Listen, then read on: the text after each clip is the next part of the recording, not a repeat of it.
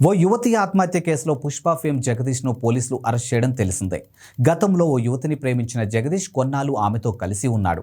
అయితే పుష్ప చిత్రంలో ఒక్కసారిగా పేరు రావడంతో జగదీష్ ప్రవర్తనలో మార్పు గమనించిన సదరు యువతి మరో యువకుడికి దగ్గరైంది. ఈ పరిణామాన్ని భరించలేకపోయిన జగదీష్ ఆమెపై కోపం పెంచుకున్నాడు.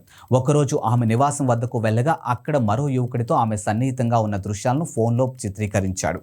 ఆ విజువల్స్ను సోషల్ మీడియాలో పెడతానంటూ బెదిరించడంతో ఆ యువతి భయపడి నవంబర్ 29న ఆత్మహత్యకు పాల్పడింది. ఇక నటుడు జగదీష్ కారణంగానే తన కుమార్తె ఆత్మహత్యకు పాల్పడిందని యువతి తండ్రి పోలీసులను ఆశ్రయించారు. ఇక కేసు నమోదు చేసుకున్న పోలీసులు దర్యాప్తు ఆరంభించారు. ఇక జగదీష్ను డిసెంబర్ 6న అరెస్ట్ చేశారు. ఇక జగదీష్ను పంచగుట్ట పోలీసులు 2 రోజుల పాటు కస్టడీలోకి తీసుకుని ప్రశ్నించారు.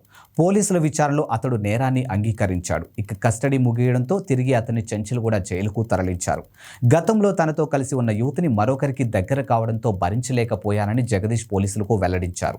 ఇక ఆమెను తన దారికి తెచ్చుకోవడానికే ఫోటోలతో బెదిరించినట్టు ఒప్పుకున్నాడు.